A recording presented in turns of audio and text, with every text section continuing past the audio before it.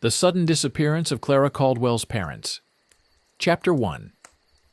The sudden disappearance of Clara Caldwell's parents. Winter of 1915 in the southern Missouri Ozarks was a season of sharp contrasts. Bitter, steel-cold mornings gave way to misty afternoons and sunsets, stained crimson by firelight from distant cabins.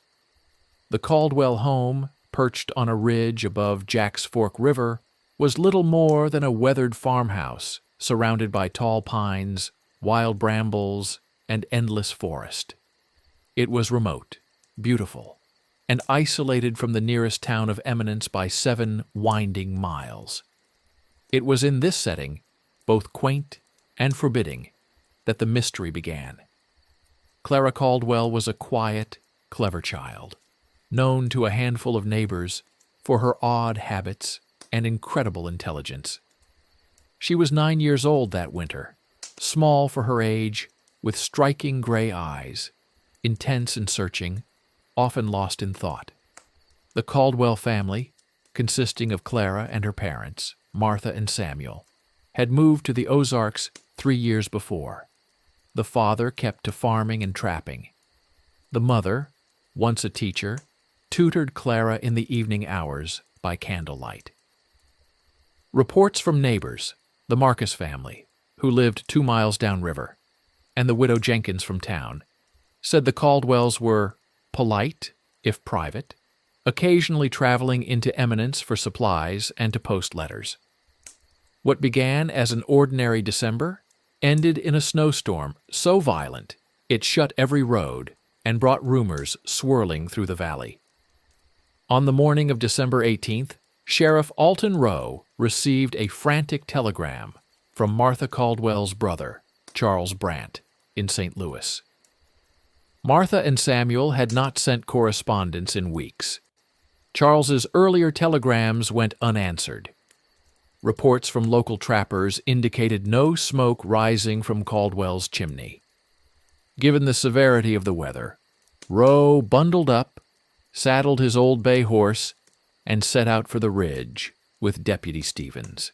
The first thing they noticed upon arrival was silence. No dog barking, no voices, just the crunch of their boots in the snow. The gate was unlocked, the front lawn untrampled, save for a single trail of small footprints leading from the house to the barn. The windows were frosted, but not dark.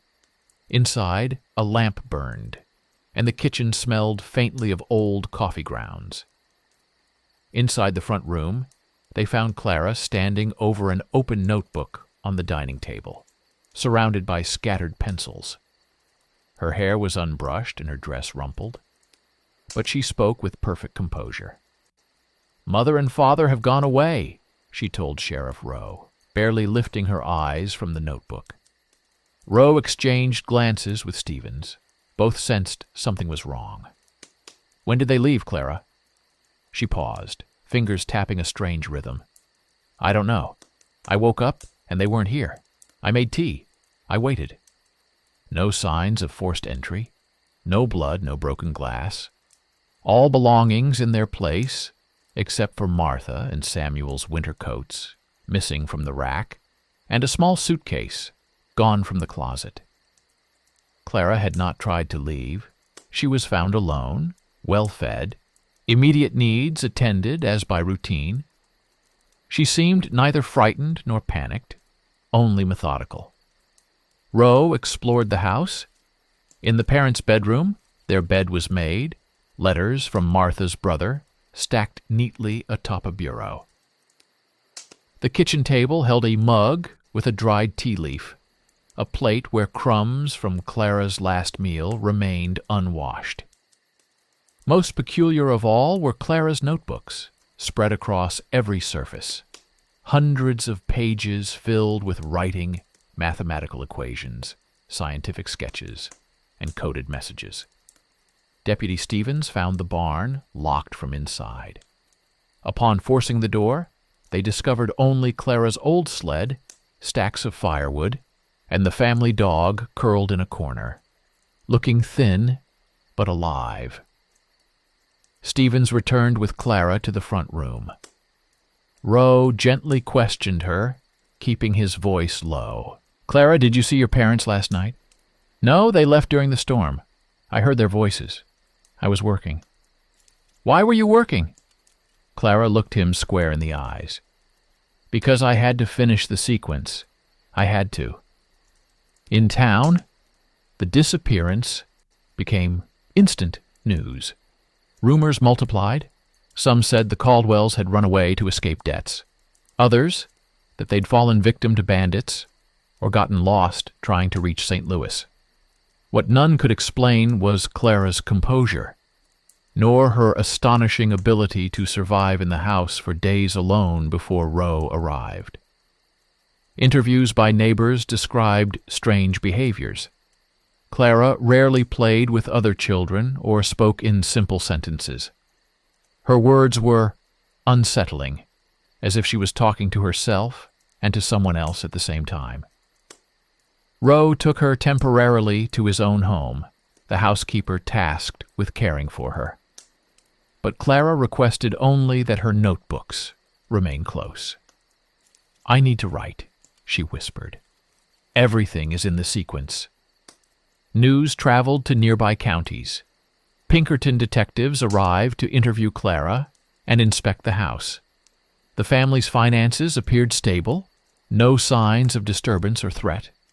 The only clues, the absence of the parents and Clara's cryptic journals. In a pocket of Martha's winter coat, later found in the woods, was a page torn from Clara's notebook. On it was a diagram resembling a complex number sequence and scrawled almost desperate handwriting. "We do not understand her. Not fully. Protect Clara." That cryptic message fanned the flames of speculation. Was Clara responsible for her parents' disappearance? Had the Caldwells discovered something fearful, prompting them to flee? Or was it, as some locals murmured, something more supernatural, something beyond reason? Over the next weeks, the investigation stalled. Searches of the endless woods found no trace of Martha or Samuel Caldwell. Bloodhounds lost their way in the mist. Rowe returned to the farmhouse daily. Clara, meanwhile, wrote endlessly and began exhibiting bursts of knowledge never previously observed in any child. She read scientific volumes borrowed from the local schoolmaster, solved arithmetic that stumped adults, and spoke of scientific problems as if they were games. She refused to talk about her parents except to say, "They are gone because of me. It's the genius sequence." Soon, word reached local newspapers. "Missing Ozarks family leaves behind girl genius. Is mystery child clue to unsolved case?" Letters poured in from academics, reporters, and those hungry for answers. Clara's life, once private, became subject to constant scrutiny. As days turned into weeks, Clara's world became both a spectacle and a laboratory. Pinkerton men returned, joined now by Dr. Lowen, a renowned psychologist from St. Louis, and Dr. Abelworth, a mathematician drawn by rumors of Clara's prodigious abilities. They arrived one January morning, greeted by snowdrifts that blocked the roads and forced townsfolk indoors. Rowe ushered them inside, where Clara was bent over a new notebook, scribbling furiously. The first test was conversational. Dr. Lowen asked Clara about her favorite books and activities. Clara responded in full paragraphs, referencing scientific treatises and quoting passages that seemed far beyond her years. She explained, "Mathematics is a language. You can write secrets in equations and whisper messages in numbers." When asked about her parents, she became distant. "They said I needed to slow down. They were afraid, but not of me, of what I could do." Next came logical puzzles. Dr. Abelworth offered Clara the famous Tower of Hanoi, then chess endgames, difficult logic riddles, She solved each in record time, never seeking approval, always more interested in writing the solutions down than sharing them aloud. In one moment, she interrupted the test. "You're not asking the right questions. People disappear when patterns become too visible." Over the next days, Clara submitted to every test: memory, mathematics, scientific reasoning. The schoolmaster, Mr. Ballinger, loaned her books in history, biology, and even Greek. Within hours, Clara returned having not just memorized but annotated them with references to advanced concepts. But Clara's genius disturbed her examiners as much as it impressed them. She did not react like a normal child. No pride, no excitement, no fatigue. She slept little, ate sparingly, and kept her notebooks close, sometimes murmuring passages as though speaking to someone unseen. After several days of observation, Dr. Lowen confided to Sheriff Rowe, "I have never witnessed intelligence so advanced, but her social behavior is anomalous. I am fearful not of what she knows, but of how she knows it." The mystery of Martha and Samuel's disappearance remained acute. Dr. Abelworth explored the possibility that Clara's intellect, if observed or misunderstood, might have driven the parents to despair. Were they fearful Clara would be taken away? Had they encountered something in the sequence she described that led to their departure? Or was there, as Mrs. Jenkins suggested, a darkness in the woods, something supernatural at play? Clara's uncle, Charles Brandt, arrived from St. Louis. He was deeply troubled by Clara's composure and begged her to leave the Ozarks and come live in the city. Clara refused. "This is my place. This is where the work happens. I must unravel the sequence." One January storm, a search party set out, determined to comb the woods for any sign of the Caldwells. Volunteers waded through ankle-deep snow, crossing frozen streams, calling the names of Martha and Samuel for miles. By sunset, they found only a scrap of fabric, Martha's scarf, tangled on a cedar tree and frozen solid. No footprints, no bodies, no evidence.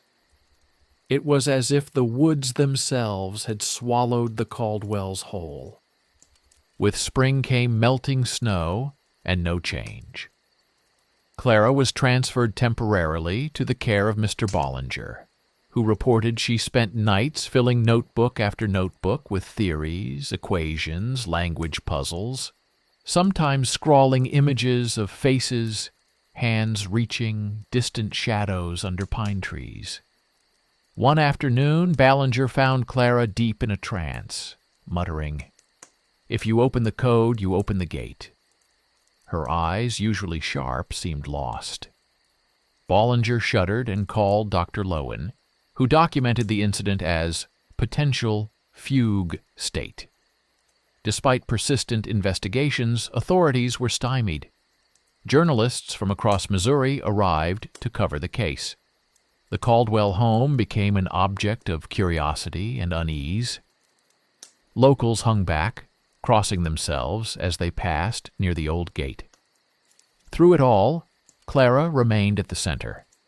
Her genius, both a miracle and a burden. The disappearance of her parents marked her permanently. Rumors spread that she was cursed, that wisdom too sharp could cut, that darkness could follow brilliance wherever it lived. In hidden places, Ballinger and Dr. Lowen debated.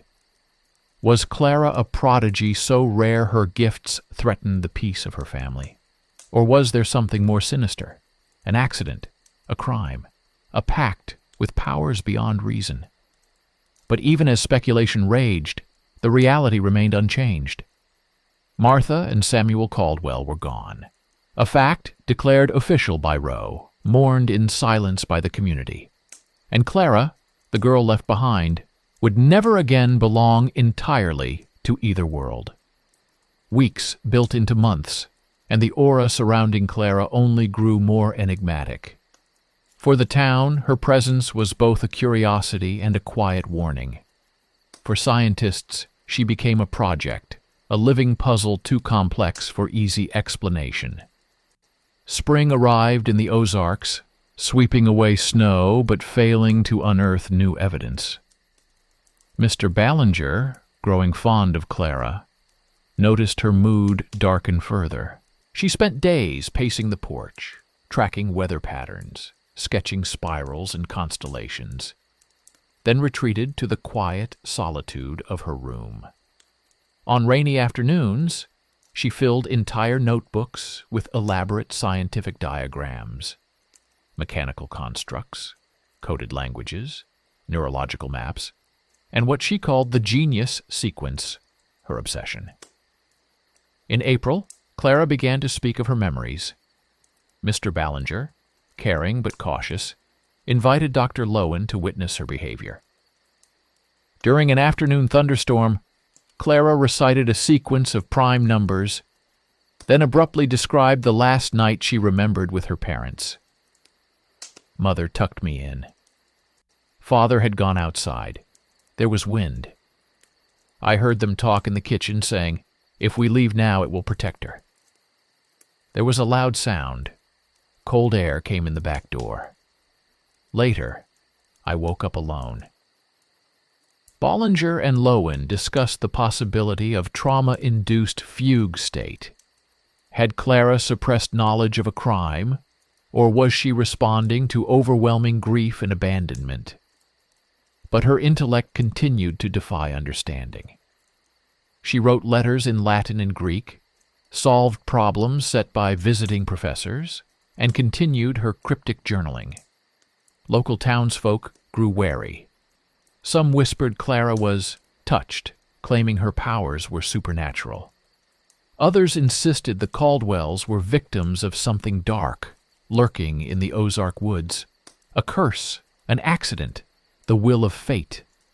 Rumors fed upon themselves. The Caldwell house became a symbol of mystery, attracting curiosity seekers from distant counties. Meanwhile, outside, scrutiny deepened. Academic societies requested interviews. Doctors sought permission to test Clara further. Her Uncle Charles, feeling overwhelmed, returned to St. Louis and began a campaign to have Clara relocated for her own well-being. Clara's resistance was absolute. "This is where I belong.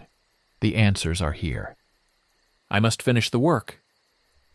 Her notebooks multiplied, hundreds of pages thick with logic, hypothesis, even illustrations worthy of professional scientists.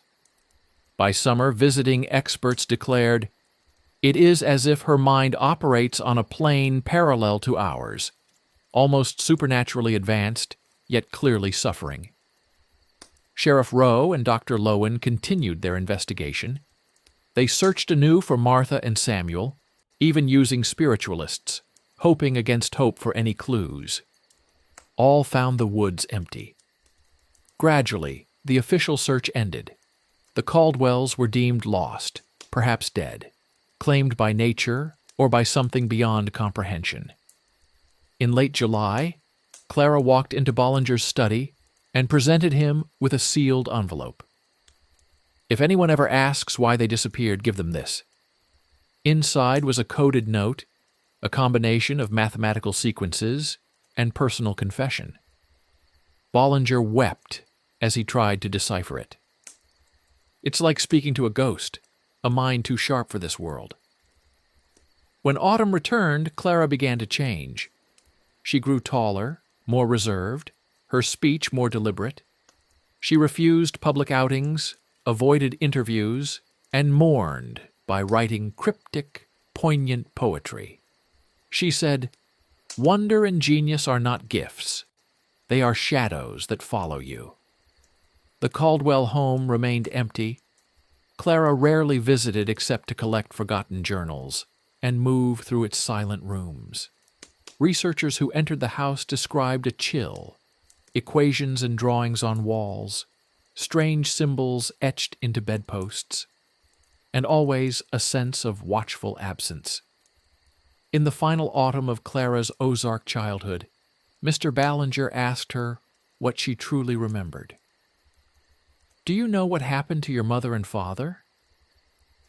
Clara looked at him with solemn eyes. "I know they loved me, but the work became too heavy. The genius sequence is both blessing and burden. Some mysteries protect themselves by remaining unsolved." With those words, Chapter 1 ends. Clara Caldwell, the forgotten genius girl, remained at the heart of a mystery no one could untangle. Her parents vanished as if erased by some force beyond the reach of men. Clara herself stood both witness and puzzle, her mind brilliant, her soul forever marked by loss. Chapter 2. Discovery of the Genius Notebooks and Clara's strange behavior. In the weeks after the Caldwells' disappearance, Clara's presence shifted from a local curiosity to the axis of a region-wide mystery. Her mind, already showing signs of prodigy, descended deeper into realms unknown to those around her. It was the discovery and decoding of her notebooks that set the Ozarks abuzz. What had begun as a missing persons case transformed into an unexplainable saga of scientific power and psychological mystery. The Caldwell farmhouse, now technically abandoned property, was left in the care of Mr. Ballinger and the sheriff's deputies. Clara, under supervision, was allowed to spend hours in her study, surrounded by her own writing, dense stacks of composition books, loose pages, coded diagrams, and dog-eared textbooks that looked more like doctoral material than a child's notes. Every few hours she would pace between the rooms, muttering theories and equations beneath her breath.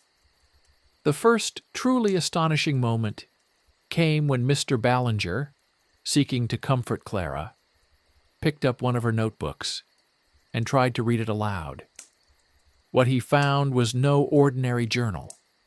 The pages were filled with strange languages, her own system of ciphers and mathematical codes, alternating between English, Latin, Greek, and Arabic numerals. Most entries were dated and color-coded. Some were metaphorical, others read like direct scientific hypothesis.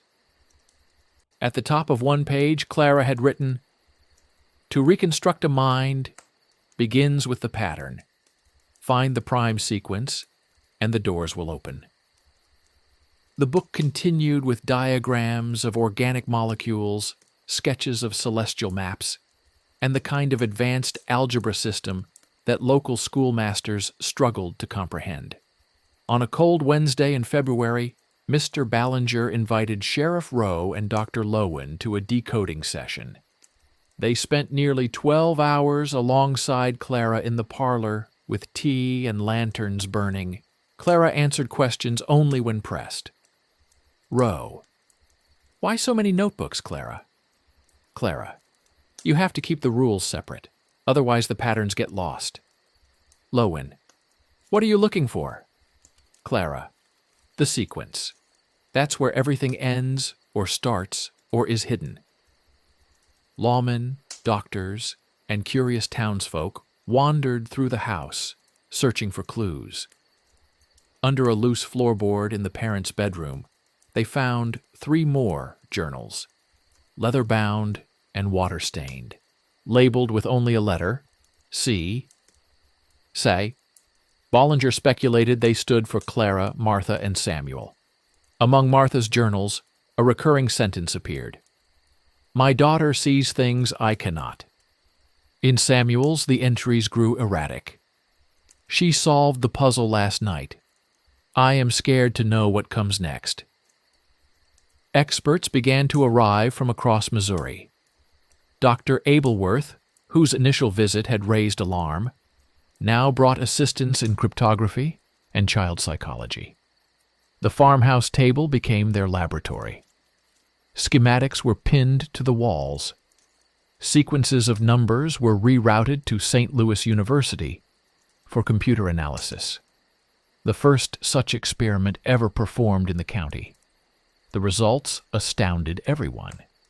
Clara's prime sequence, combined with her geometric codes, referenced not only established scientific principles, but predicted patterns not published until years later.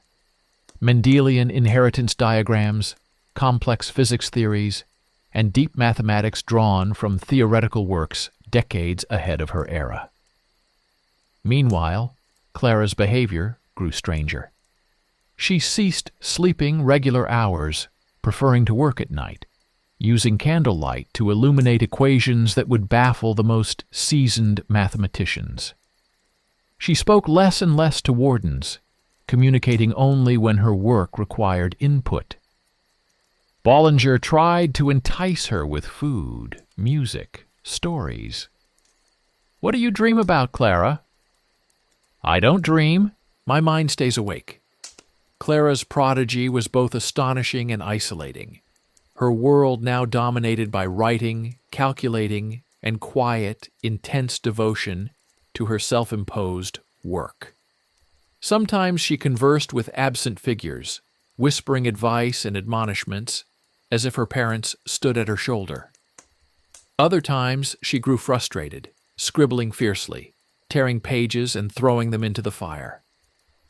One late evening, Dr. Lowen joined Clara on the porch. "Is your work what keeps you safe, Clara?" She nodded, but did not speak. In town, rumors grew wilder. Some locals believed Clara's mind was touched by God, or the devil. Others said the farmhouse was haunted. A few demanded that Clara be sent far away, where she wouldn't cast a shadow on innocent folk. The balance of science, superstition, and fear was delicate and volatile. The investigation into Clara's notebooks reached new heights when Dr. Abelworth's team discovered, entombed in one worn ledger, a full treatise predicting statistical probability theory. The notation style prefigured modern systems not taught in American schools until the 1930s. At a meeting in the local schoolhouse, Abelworth announced, "Ladies and gentlemen, the patterns theorized by Clara Caldwell are revolutionary. If she were an adult with formal training, she might well change the entire direction of modern science." Clara herself showed no joy at the revelation. She responded only with a single phrase: "Genius is not a gift. It is a burden." The press returned. Reporters from Kansas City and St. Louis camped outside, hoping to speak to Clara, photograph her, or get their hands on her notebooks. Clara retreated further. Bollinger established new rules: no interviews, limited access, and only supervised studies. This period marked the beginning of Clara's true legend, the girl whose mind soared above her caretakers, whose intellect made her both invaluable and tragically isolated. Meanwhile, whispers about her parents' fate persisted, with Clara never admitting or explicitly revealing her role in their vanishing. As the summer wore on, Clara's legend snowballed. The notebooks accumulated rapidly, each filled with new formulas, experimental designs, cryptic poetry, and coded problems. Her mathematical sentences interrupted by sketches of eyes, doors, or dark forests. Bollinger and Lowen tried to catalog her work, but struggled to keep pace. Clara dated and cross-referenced every page, sometimes making footnotes to her own previous notebooks, as if she were building an internal encyclopedia. Bollinger noticed an emerging pattern in her writing. Every time a notebook neared completion, Clara's mood would change. Sometimes she became restless and anxious, unable to sleep, pacing wildly at night and mumbling, "The answer is always just beyond the margin." After she finished a volume, she returned to a strange, placid calm, until the cycle began again. The farmhouse became her laboratory. In the kitchen, she mounted experiments, physics demonstrations, chemical combinations drawn from household objects. One day, Mr. Ballinger entered and found Clara conducting electrical experiments using potatoes, copper wire, and nails. She explained matter-of-factly, "I'm proving the potential range of biological circuits. If you map the outputs, you can estimate nervous system capability in animals as well as people." Lowen documented the process, submitting Clara's results for peer review. Local scientists were stunned, reporting results echoing college-level research. In moments of weakness, Clara revealed more about her strange behavior. "I can't help it. My mind just makes the patterns." Ballinger tried to comfort her, reading aloud stories from Jules Verne and Sir Arthur Conan Doyle, hoping to anchor her in childlike curiosity. Clara listened, but never asked questions about plot or characters. She was more interested in the logic, the mathematics hidden within adventure stories. Sometimes late at night, Clara wandered through the house, calling out to shadows. Ballinger found her standing in empty rooms, speaking softly. "Are you here? Have you solved it yet?" He gently led her back to bed, worried about her tenuous grasp on reality. As her fame spread, Ballinger received letters from across the United States. Offers from universities to adopt Clara and fund her education, requests for interviews from leading journals, proposals from research organizations to train Clara in advanced mathematics. Rather than delight, Clara grew more withdrawn, her only priority the completion of her own sequence. She allowed Lowen to observe only people she trusted. Strangers were met with silence. During a thunderstorm in August, Clara entered a fugue state, drawing for hours without pause, equations and symbols streaming across tablecloths, walls, even windows. When Ballinger tried to interrupt, Clara stared through him, unable to speak. After 6 straight hours, she collapsed, sleeping for almost a full day. Lowen described the incident as evidence of both extreme intellect and severe psychological strain.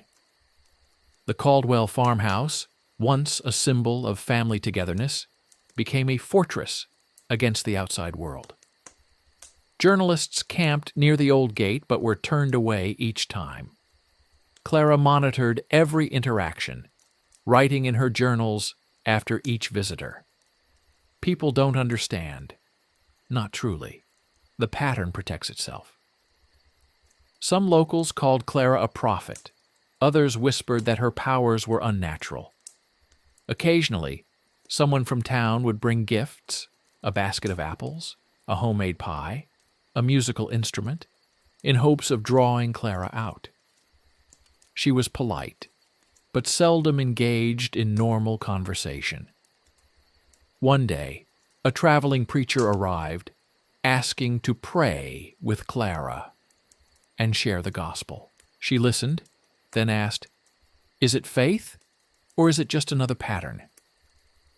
Over time, Lowen and Ballinger realized that Clara's mind operated on multiple levels. She performed research, solved equations, composed music, cryptic and discordant, and mapped patterns of language, all simultaneously. Her capacity for parallel thinking subverted every normal test. Most disturbingly, her behavior began to take on the contours of obsession. She resisted sleep, refused to leave the house, and grew more distant from caretakers, sometimes refusing food. Ballinger and Lowen argued over the ethics of observing her, recognizing the danger but afraid to intervene for fear of losing what Clara could reveal. In September, tragedy struck. One of Clara's experimental chemical trials caused a small fire in the kitchen. She was unharmed, but the house filled with smoke, forcing Ballinger and Lowen to evacuate. Clara watched the flames with strange detachment, then observed, "Patterns always consume themselves. That is the danger." After the fire, Bollinger decided Clara needed a break from research. He scheduled outdoor walks, crafts, and visits from other children in hopes of encouraging normal social development. Clara was cordial, but found the ordinary games, hide-and-seek, marbles, jacks, boring and repetitive. She preferred discussing astronomy or riddles, and only grew animated when challenged with complex puzzles. At night her work continued.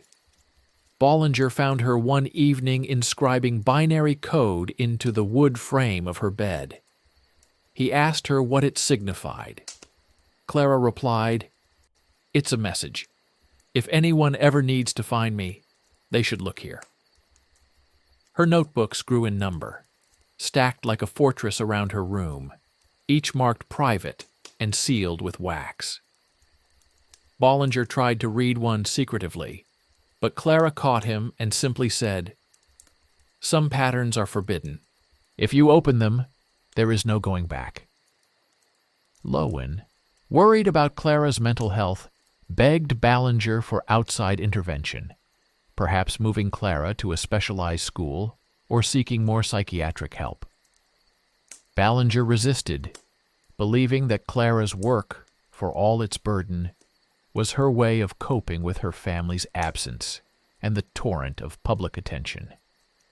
In October, as leaves fell and the Ozarks grew quiet, Clara vanished from the farmhouse one evening.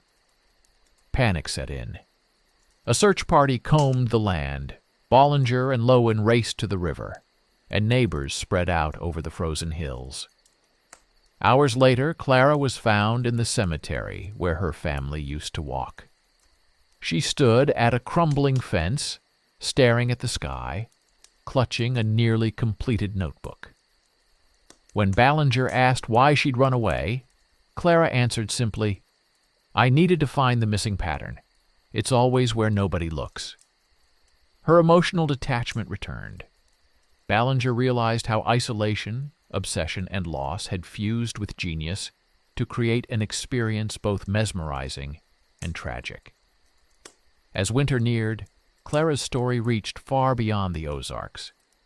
Scientists debated the ethics of studying child prodigies on such scale. Journalists speculated about the fate of the Caldwell family, and local officials asked whether Clara's genius was inextricably tied to tragedy.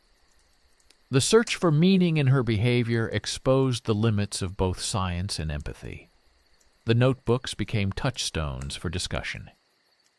Dr. Lowen, reflecting on months of observation, described Clara's work as a window into alien consciousness, immense logic, deep sorrow, and a wild, indomitable spirit. Ballinger, though filled with affection, worried constantly about what each increasingly complex journal might reveal or conceal. In early December, a breakthrough occurred in deciphering Clara's prime sequence. Abelworth's team connected her unconscious mathematical progressions to unsolved scientific questions: the structure of proteins, the probabilities of complex systems, the architecture of minds capable of recursion. Clara's work was not just ahead of its time, but decades beyond. Universities approached Clara with offers: prestigious laboratories, scholarships, a team of guardians and teachers to challenge her. She turned each down, murmuring, "You cannot relocate a mystery. You can only reveal it." Clara's behavior alternated between serenity and anxiety. Some weeks she produced pages at astonishing speed, then stopped altogether, refusing visitors and speaking only to Ballinger and Lowen. One morning, after a sleepless night, she handed Ballinger a sealed envelope. "If I am ever gone, share these with people who deserve to see," she instructed. Inside were her greatest secrets: algorithms for cryptographic security, notes on meteorological patterns, personal reflections tinged with loneliness and longing. Her final message, written in invisible ink across the last page, read simply, "I do not regret what I know, only what I cannot share." Bollinger and Lowen finally understood. In chasing the answers within Clara's mind, they had also chased the pain of loss, the weight of isolation, and the price of genius left unsupported. On New Year's Eve, Clara watched snowfall from her study window, piles of finished notebooks around her. Bollinger asked her if she was afraid of forgetting. Clara replied, "The mind never forgets, but sometimes it must pretend." They celebrated quietly, music, books, hot cocoa. Clara softened, joking about the patterns in snowflakes, showing how nature itself wrote its own sequences. For a moment, she was a child again, unburdened by the expectations of others. But as midnight approached, her gaze hardened. She wrote on the final page of her newest notebook, "To understand the genius sequence is to understand the cost of knowledge. One day, this will help someone. Until then, I wait. Until then, I work." Thus, Chapter 2 ends, with Clara Caldwell surrounded by her fortress of thought, forever seeking answers only she was equipped to find. Her notebooks, her restless intellect, and her unique behavior cast a long shadow on science, on the town, and on the very meaning of what it costs to be a mind apart. Chapter 3. Societal Response, Scientists, and the First Medical Experiments. The Caldwell case, already notorious for its haunted house and vanished parents, exploded into national fascination as Clara's notebooks illuminated a new dimension of the mystery, an intellect both miraculous and troubling. By late winter, Clara was no longer just of local interest. She was debated in academies, whispered about in Congress, and for some became the symbol of a coming scientific revolution, or an omen of disaster. It began with the letters. Bollinger's mailbox overflowed with dispatches from scholars, doctors, cryptographers, journalists, even a few spiritualists. All wanted access to study Clara, to examine her work, to understand the depths and the dangers of genius untamed. Bollinger, wary but practical, allowed select visitors. The Caldwell farmhouse, once private and lonely, filled with strangers bearing complex gadgets, thick books, and high expectations. Clara, now 11, felt their gaze keenly. The first group comprised psychologists and medical researchers from St. Louis and Chicago. They arrived in spring, their motor cars churning up the muddy farm road, their hands clutching notepads and recording devices. Dr. Margaret Ivor, the lead, was determined to document Clara's every cognitive feat. Unlike Lowen and Ballinger, the urban scientists saw Clara first as a subject. They built protocols, memory games, timed puzzles, linguistic trials, emotional interviews. Clara answered calmly, often completing tests in a fraction of standard time. Dr. Ivor: "Clara, can you recite this sentence backwards?" Clara: "No need to recite. It's already stored." She wrote the sentence backwards, then in binary, then as a cipher. Medical teams measured Clara's pulse, respiratory rate, neural reflexes, even tried rudimentary EEG techniques, a new science in the 1910s. Her results unsettled them. Clara's response times were abnormally swift, her ability to store and manipulate large numeric series unparalleled. She could recite pi to hundreds of digits, translate Latin at sight, and sketch chemical compounds on demand. As days passed, Clara grew increasingly impatient. When one scientist asked her to draw a house, she rendered not a home, but a cross-section of the brain. Synaptic maps, axon pathways, and patterns labeled sequence. Dr. Ivor pressed for emotion. Can you describe how you feel about your parents' disappearance? Clara simply replied, I feel patterns shifting. I feel the loss as noise. I am forced to recalculate. Bollinger noticed a change. Clara's tolerance for mundane questions waned. She yearned for novel puzzles, tougher, stranger, closer to the mystery of consciousness itself. Some evenings she folded paper into endless geometric shapes, then burned them, saying, finite answers must always vanish. Rumors spread. Reports painted Clara as everything from savant to oracle to victim of a scientific crime. Some clergy condemned the experiments as meddling with the divine, while local politicians debated protective custody and rural ethics. One letter to Bollinger read, if Clara Caldwell is allowed to continue unchecked, she may unlock doors that science is not ready to walk through. Proceed with care. The first medical interventions began. Clara was offered blood tests, neurological exams, sensory trials. She complied, always with the caveat, you must respect the boundaries. Some patterns cannot be measured. Dr. Lowen returned, attempting to moderate the process. He insisted Clara rest between tests, encouraged walks by the river, and tried to counter the growing spectacle. But his advice went mostly unheeded. Newsreels arrived, capturing footage of the farmhouse, the pond where Clara sketched fish skeletons in the mud, the porch covered with science books. Summer brought more visitors, European scientists, psychologists, even a young prodigy named Erich from Berlin, whose own mathematical talents were quickly eclipsed by Clara's facility for abstract reasoning and speed. Erich and Clara spent several days together, writing equations, building self-referential codes, speaking in tongues only they seemed to grasp.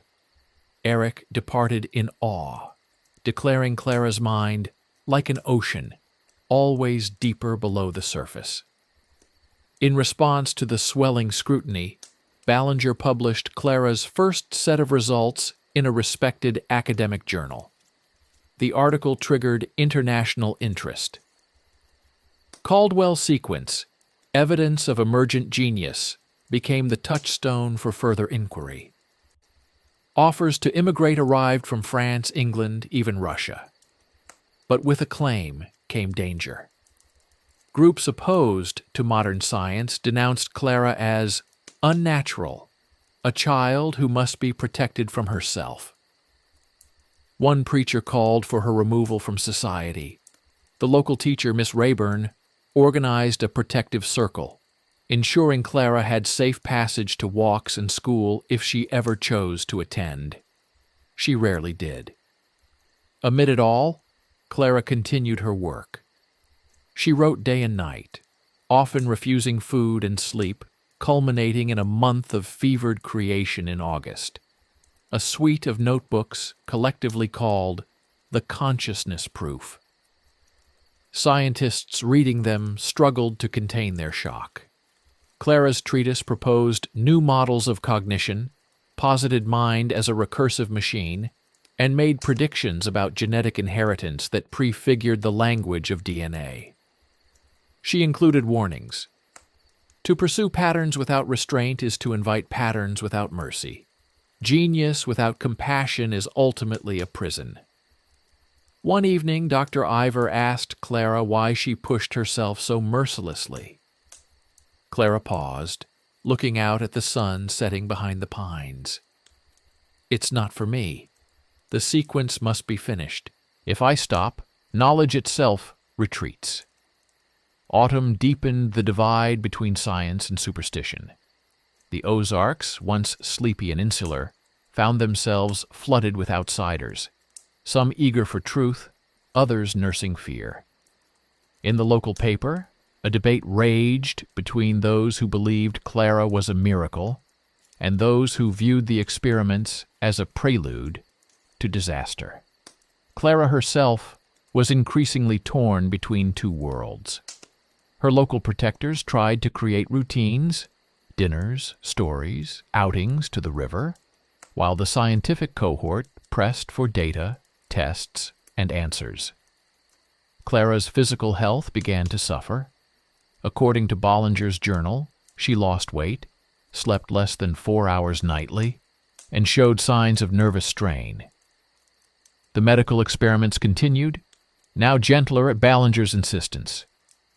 Clara underwent vision and auditory trials, color recognition, analytic reasoning, even hypnosis.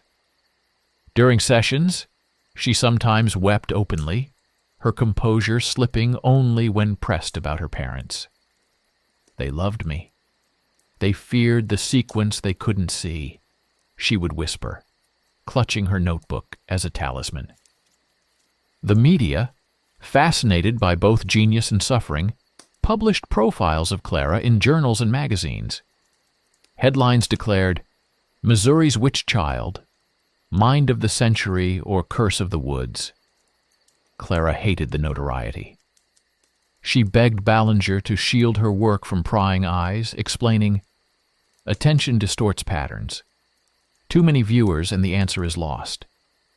Scientists battled over Clara's legacy. Some advocated for emancipating her from rural custody, to be educated in urban laboratories.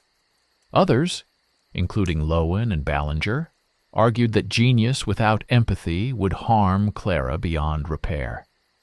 They noticed her childlike qualities, her delight in spotted salamanders, her terror of thunderstorms, her tenderness toward stray cats.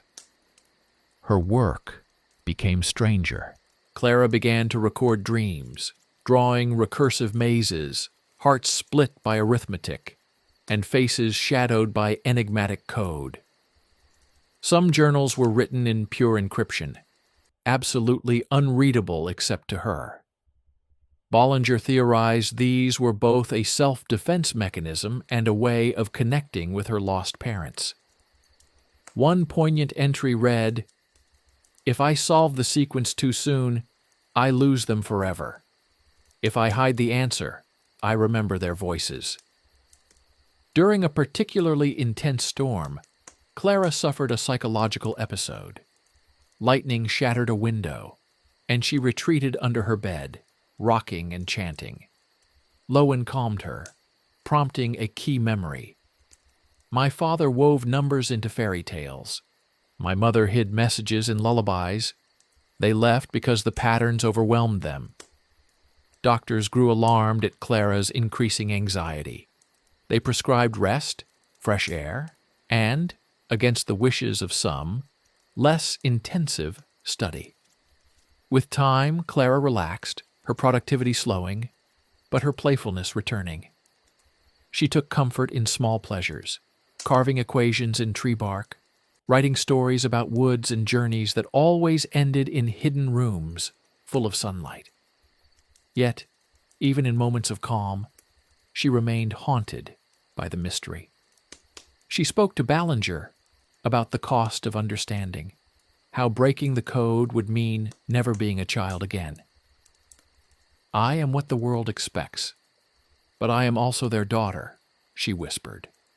The images and research Clara produced during this period are now legendary. Musical scores based on prime numbers, fractal artwork in charcoal and ink, even an invention, a primitive solar-powered radio transmitter whose design was not patented anywhere until decades later. Amid this creative outpouring, scientists began to leave. Frustrated by ethical boundaries and Clara's need for privacy, many returned to their universities, publishing papers, and in some cases, defending her right to choose her own fate. The last major experiment performed was entirely Clara's idea.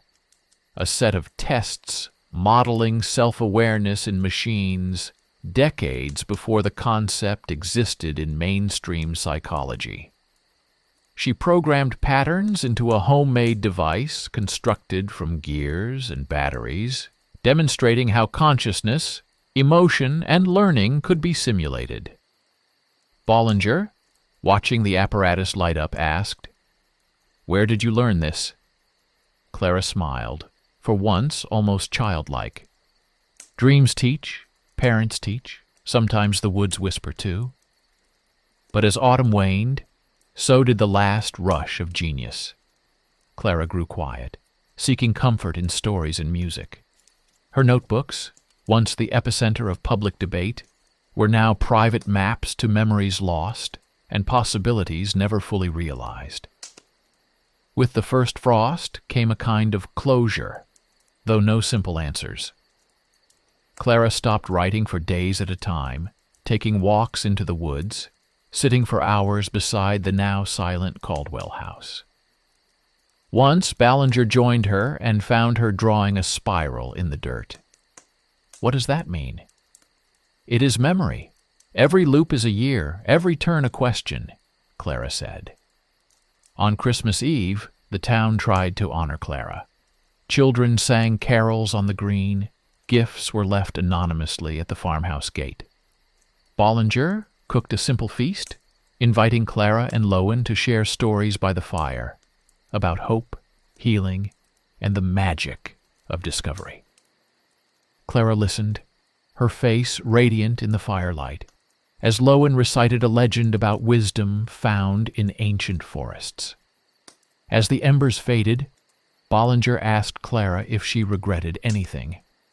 "I regret nothing except that ordinary minds cannot hold extraordinary pain," she replied.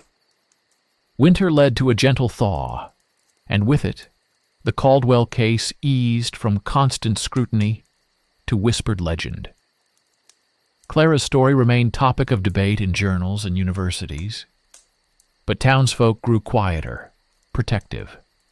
She was one of their own, fractured but shining. Ballinger and Lowen encouraged Clara to enjoy her childhood, to read adventure books, tell stories, and listen more closely to the world outside her notebooks. They noticed improvement. She laughed with neighborhood children, talked about river monsters and constellations, and sometimes forgot to finish her equations. Yet, in the privacy of her room, Clara remained restless. Her final experiments of the year were meditations on consciousness, loss, and connection.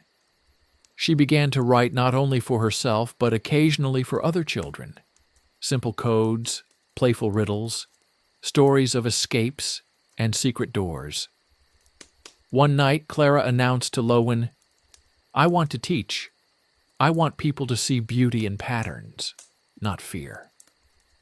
Ballinger nodded, knowing this desire, born of pain and genius, was her way of making peace with a world she could never fully join. The chapter closes as spring dawns.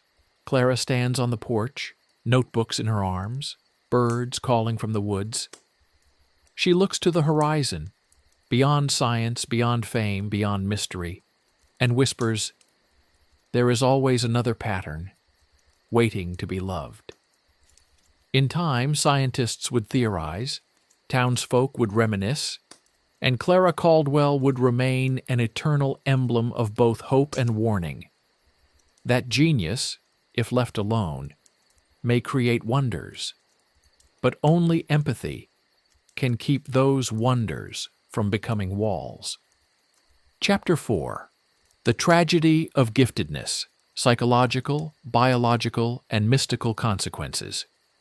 Even as the Caldwell mystery faded from headlines, Clara's legacy deepened, transforming from spectacle to case study and ultimately cautionary tale. What began as a parade of tests and marvels evolved into a nuanced reckoning. What does giftedness ask of its bearer? What toll does relentless insight exact on mind, body, soul, and community?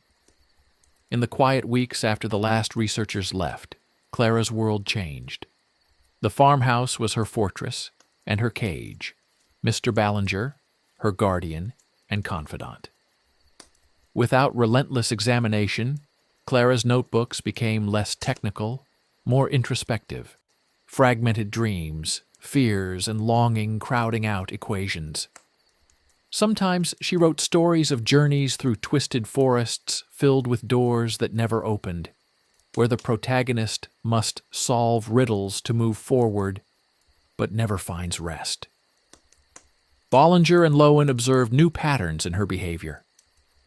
Clara grew uncharacteristically silent, avoiding eye contact, wandering deeper into the woods each day. When she returned, she sometimes appeared sluggish, her speech slurred, as if the weight of her mind were a physical burden. Lowen hypothesized mental exhaustion comparable to adult burnout, previously unreported in children. Her biological symptoms intensified: insomnia, trembling hands, persistently low appetite. A local physician was summoned. Examinations showed her nervous system fluctuated sharply. Moments of hyperactivity, followed by complete withdrawal. Clara's psychological state, once masked by curiosity, now bore clear signs of trauma. She often woke screaming, chased by dreams of losing her parents in endless mazes. She described the genius sequence as both a blessing and a curse. Doors that opened to new worlds but closed behind her, leaving her alone. In school, her odd behaviors provoked suspicion and empathy. Teachers tried to help Clara adjust, but her intellect alienated classmates. They nicknamed her the witch or the robot, both labels she accepted with grim humor. She would watch them play and sometimes sketch diagrams of group dynamics, analyzing friendship patterns as if charting star clusters. Mr. Ballinger strove to find routines that grounded Clara. He read to her at night, made her cinnamon toast, tried crafts and gardening. She responded well to small tasks, carving wooden animals and writing nature essays. Still, her journals betrayed the struggle between genius and trauma. No equation undoes loneliness. No theorem reclaims a mother's voice. Only in moments of mystical experience did Clara seem at peace. Walking alone at dusk, she reported seeing lights among the trees, patterns in leaves, ghosts swinging above old stone. She spoke of her parents sometimes, whispering to the wind, "Are you still with me?" News of Clara's struggles reached academic circles, provoking debates about the ethics of testing prodigies. Was Clara Caldwell proof of genius's cost? Should gifted children be shielded from society's hunger for miracles? Some researchers regretfully admitted, "We made her a monument, not a child." Bollinger and Lowen agreed to limit new visitors, protecting Clara's privacy as she stabilized. Over time, Clara's work grew less feverish, her notebooks filled with poetry, letters, even childish stories. Yet, she could not erase the effects of solitary brilliance, anxiety, depression, and self-doubt. One frigid night, Clara confided to Ballinger, "I feel both vast and small. Every answer I find brings a greater question. The sequence is endless, and every pattern is lonely for company." He comforted her, saying, "True genius finds its way back to wonder. You're more than your mind, Clara. You're my family." With time, Clara's symptoms eased, but never vanished. Her biological cycles improved, her sleep deepened, but the marks of isolation lingered. She kept in touch with Erich, the Berlin boy who'd once matched her in codes, sending long letters about hope, fear, and the strange door between knowledge and loss. She wrote, "Do you dream in numbers, Erich? Sometimes I see the code in stars. Sometimes I wish I could forget." Erich replied, "Dreams must have endings. If not, we must invent one." Clara smiled, putting away her notebooks for the first time in years. As the seasons changed, signs of Clara's maturation appeared, a mix of hope and lingering sorrow. Her daily routines brought new variety. She helped Ballinger with farm chores, learned to fish, and cared for a feral cat she named Prime. Teaching herself music on a battered piano, Clara composed eerie melodies inspired by the forest, the river, and her dreams. Local children, once bewildered, found ways to interact. Clara was different, but her kindness, her quiet sharing of riddles, sketches, lost buttons, and songs earned her a small circle of friends. Together they played treasure hunt in the woods, deciphering codes she left between roots and stones, always closing with the secret phrase, "Not all doors must open." Even so, Clara's inner life remained turbulent. Some days she withdrew, creating labyrinths on scraps of paper, muttering sequences under her breath. Nightmares persisted, mazes with no exits, voices calling from beyond, her parents disappearing in fractal echoes. Ballinger, ever patient, began keeping a journal of Clara's dreams, hoping patterns might suggest ways to comfort her. Meanwhile, mystical experiences grew more potent. Clara claimed she saw patterns in raindrops, heard music in thunder, glimpsed ancestral faces flickering in morning mist. She spoke of feeling connected to the land. "The woods remember Mr. Ballinger. I hear their stories in my sleep." This prompted Ballinger to learn from the Ozark elders, the Marcus matriarch, wise in folklore, taught Clara about local legends, healing herbs, and the secrets of old stones. Clara became enthralled, combining science with story, codes with myth. She mapped ley lines across the hills, comparing local fables with geological charts. She predicted weather by watching the flight of swallows and reading river currents. She built makeshift sensor traps to measure magnetic changes, often finding her data matched ancient superstitions. For Clara, science and mysticism merged, offering not contradiction but complement. They're all patterns, just ones with different names. Academic journals began publishing follow-ups. The Caldwell case was becoming a study not just in cognitive ability, but in how genius interacts with culture and myth. Ballinger received letters from anthropologists, mythologists, and theologians, all seeking insight into Clara's mystical visions and their relation to her scientific achievements. Some saw her as a precursor to new ways of thinking, fusing logic and intuition, reason and faith. Others feared for her sanity, warning Ballinger that mystical obsession and isolation could devolve into clinical delusion. Clara herself wrote, "I am both pattern and story, number and song. If I must choose, I will choose both." Her biological health improved under Ballinger's steady care. With proper meals, regular sleep, and walks, her body gained strength. Yet sometimes, staring into the woods, Clara seemed more spirit than child, transcending her limits, echoing with possibility. In her private journals, she wrote of loss and hope. "My parents are part of the sequence now. I will follow the spiral, all the way to the end."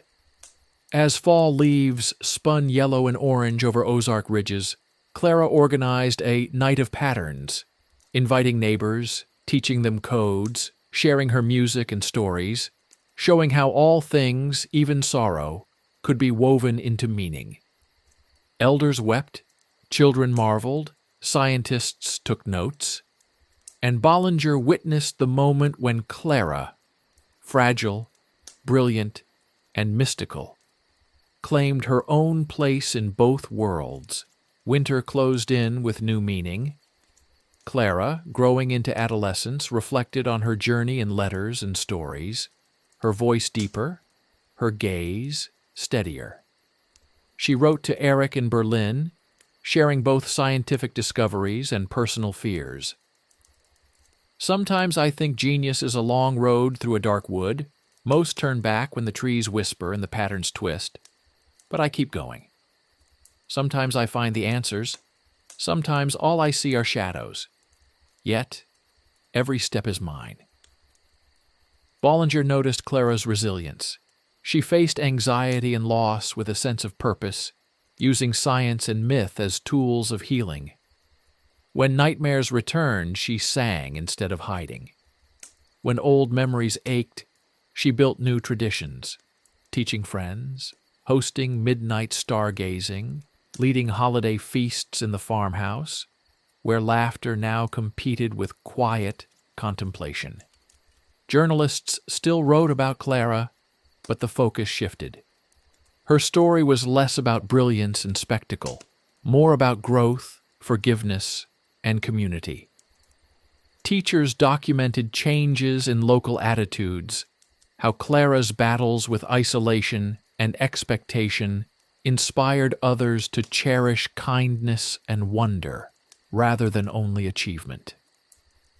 Researchers visiting the Ozarks marveled at Clara's integration of mystical thought with scientific inquiry. Her home became a place of pilgrimage, attracting seekers, writers, and former skeptics.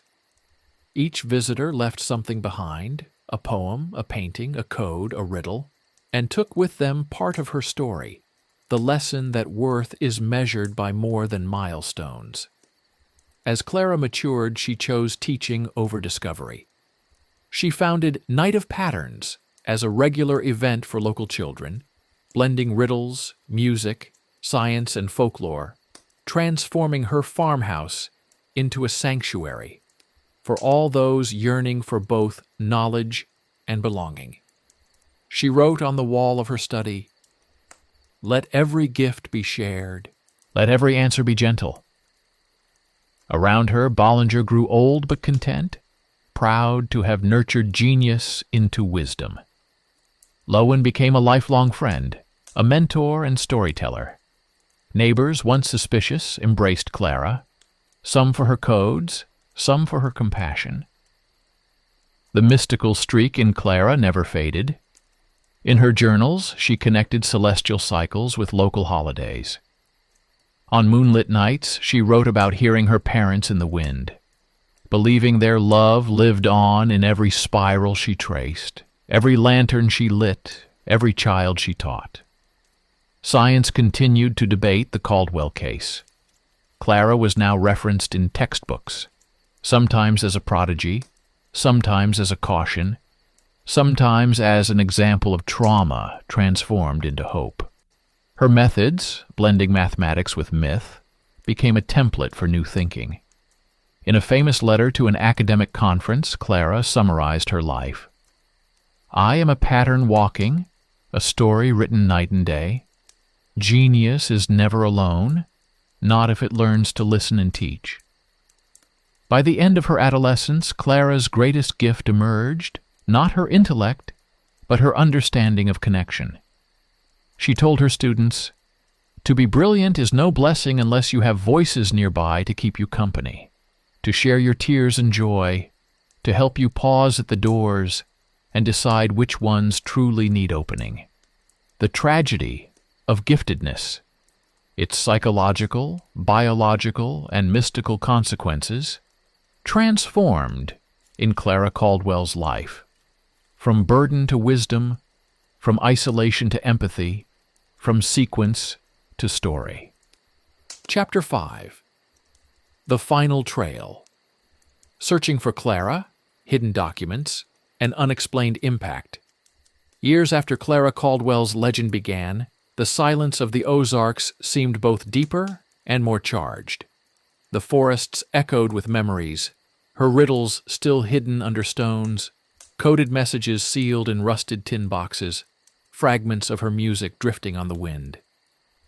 For many, the trail ended with Clara's adulthood, her transformation from prodigy to teacher, her night of patterns, her wise, mystical presence. Yet the search for understanding continued. Hidden in town archives, museum boxes, and the minds of those she touched were clues to a greater mystery. What truly became of Clara, her lost family, and the knowledge she left behind? The first news seeker arrived in the 1930s, a young correspondent named Isaac Dean.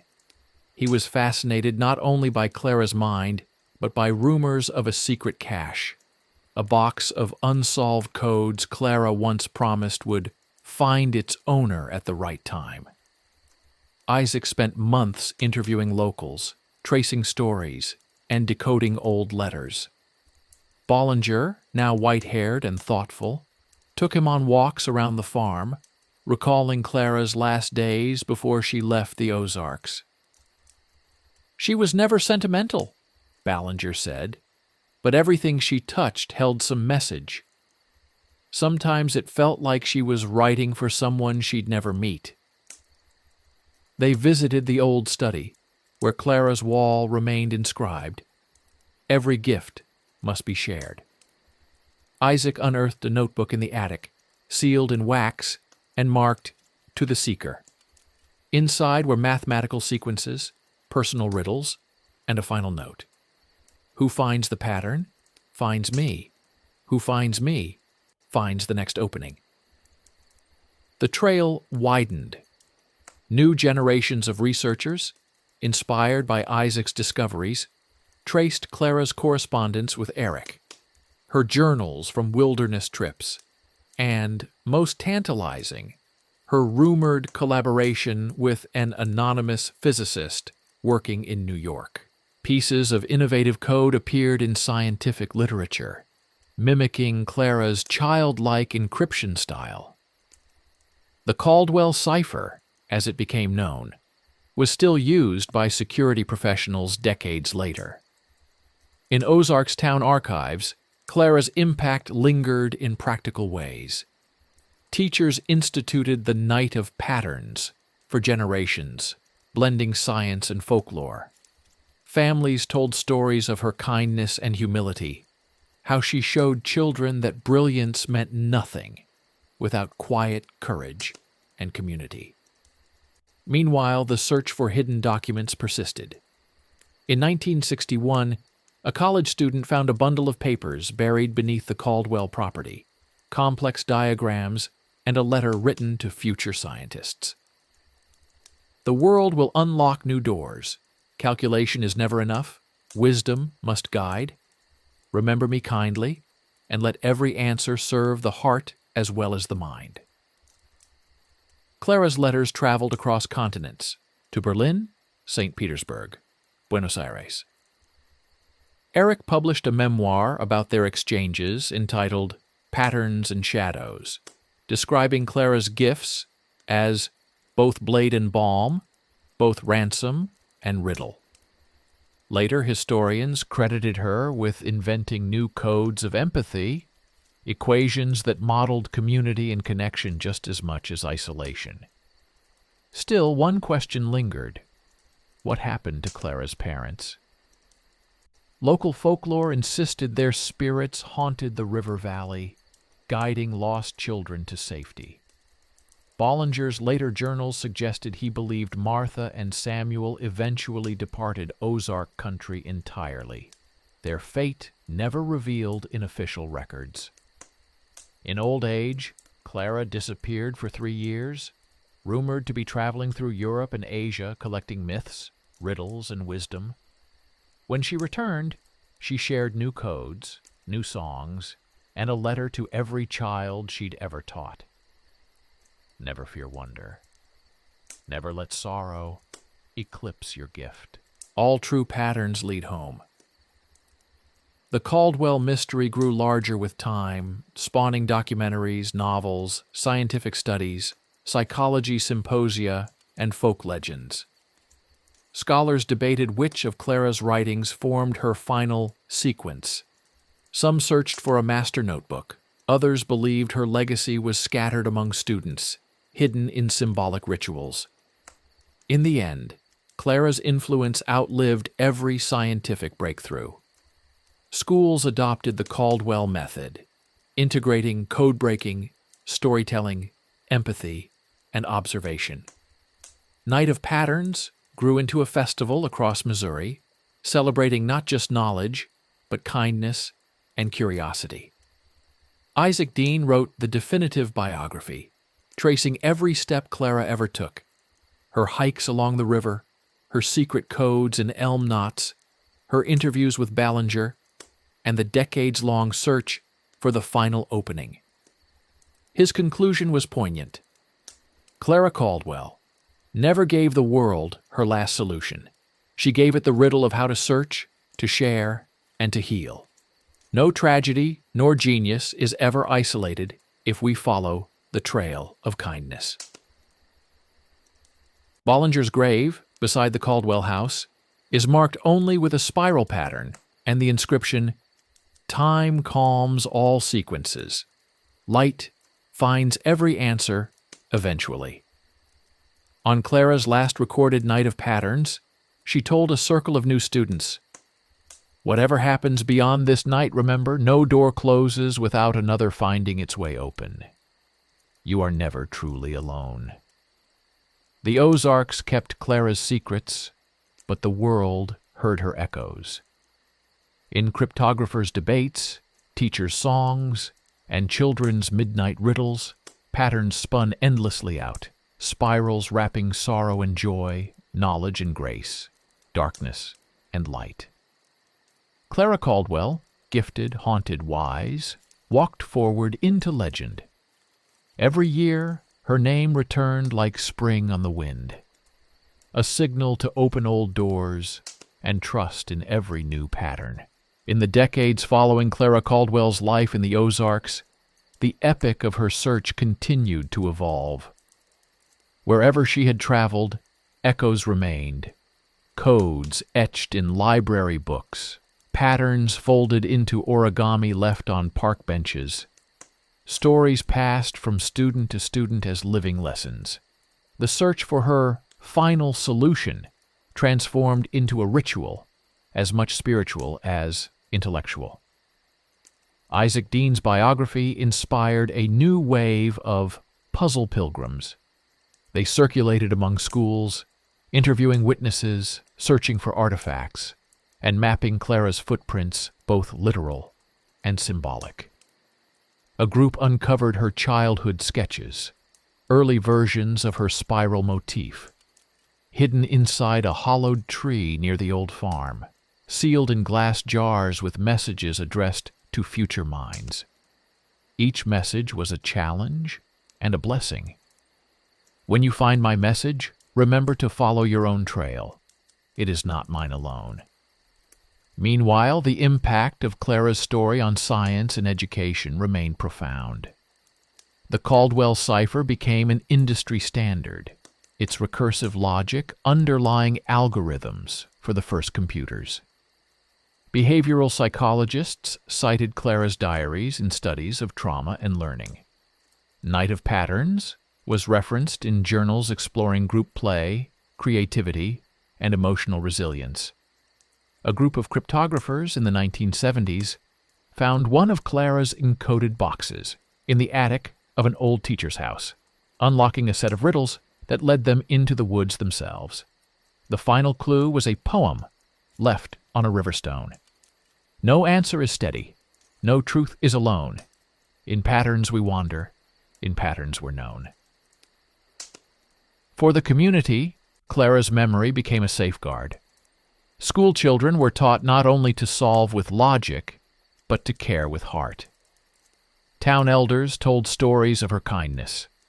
The girl who helped mend fences, sang lullabies in code, hid hopeful messages inside forgotten shoes at the market.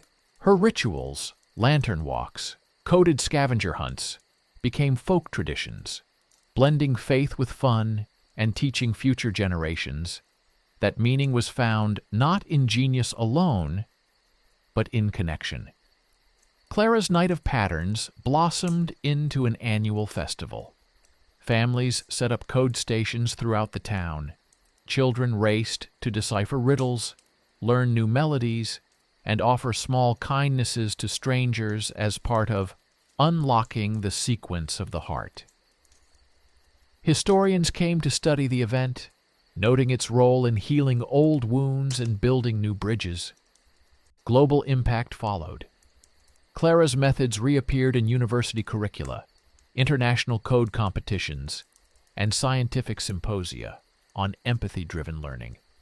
Her story inspired films, novels, and a wave of literary mysteries in which young heroines followed sequences of clues toward deeper truths. Still, her personal mystery endured. Journalists continued to probe the fate of her parents. Some argued Martha and Samuel had simply fled the specter of their daughter's fame. Others insisted, through careful analysis of Clara's writings, that their departure represented the final sacrifice to protect her from greater dangers. On the centennial of Clara's birth, Ozarks townsfolk staged a grand spiral lantern walk. Bollinger's great-grandchildren presented Clara's letters to the local museum, ensuring the seeker's trail remained unbroken. At the final gathering around the Caldwell Memorial, a group of children recited her famous phrase, "Every door is a story, every answer a friend. Let kindness be your compass, and wonder your end." Few among the crowd doubted that Clara's message had changed not only their town, but the way the world measured greatness. In colleges and code-breaking centers from Missouri to Munich, Clara's spiral motif reappeared, her tribute to patterns found in nature, music, and the human soul. Some claimed to have finally discovered her final solution. Yet each solution opened new questions, true to Clara's form. The ultimate lesson remained hidden in plain sight. In Bollinger's archive, unearthed after his death, lay a secret letter from Clara. No seeker should fear the woods, no genius should walk alone. Every answer must let in the sun, and every pattern must lead back home. Her impact unfolded forever, woven into riddles, rituals, and the hearts of those who learned to search and share. The years passed, and Clara's legend grew. Not every question was answered, and the tapestry of truth was forever stitched with new threads of wonder and mystery. Scholars continued to visit the Caldwell farmhouse, now a local historical site filled with spiral lanterns, coded messages, and hundreds of Clara's notebooks in glass cases. Visitors wandered the woods, hoping to spot one last riddle etched in bark or a secret melody hidden in the wind. Generations of children grew up knowing Clara's story. They spoke of her in reverence, of her sharp mind and gentler heart, of how she turned the pain of childhood into a beacon for others. Locals and travelers alike carried copies of her codes in their pockets, sharing them at family gatherings, using them to create new bonds and heal old divisions. Clara's legacy lived on nowhere more clearly than in the Night of Patterns. Each year, children gathered at dusk with lanterns and math puzzles, weaving through the town, chasing not only answers, but camaraderie. Some claimed to see her shadow on the edge of the woods, watching over their journey, guiding them to places safe and strange. In the scientific world, ideas inspired by Clara Caldwell continued to spark innovation. New algorithms for empathy-based AI credited her recursive logic and poetic modeling. Educational reforms blended her narrative with inquiry, celebrating both questions and connections. Museum exhibits in major cities featured her work, her life, interpreted as both caution and inspiration. Each search for Clara's lost documents revealed new wisdom. One set of papers found in an old school desk contained not equations, but advice. When you see loneliness in the eyes of another, share your pattern. Give them your time and story. Open a door. Her impact rippled outward through her letters, her students, her rituals. A famous cryptographer, after tracking her codes for years, wrote, "The genius of Clara Caldwell is that her greatest solution was never locked away. It is in every mind inspired to search for more. And so the final trail, though never leading to a single answer, became a pilgrimage for the compassionate, the curious, and all those brave enough to turn knowledge into kindness. Clara's own disappearance, her final years, rarely documented, remained an enigma. Some believed she joined Martha and Samuel, crossing the river into legend. Others held that Clara simply walked onward, carving spirals for those who'd follow, content to let her greatest patterns unfold in lives not yet begun. At her last memorial, children read her closing lines aloud as lanterns floated into the sky. In wonder we begin, in wonder we end. Let mystery be your friend. Share each answer, open each door, and watch the spiral turn once more. Thus, the Caldwell story closes, not with the darkness of a vanished family, but with the light of a girl's patterns dancing on the wind, echoing forever in hearts, minds, and the endless woods of the Ozarks.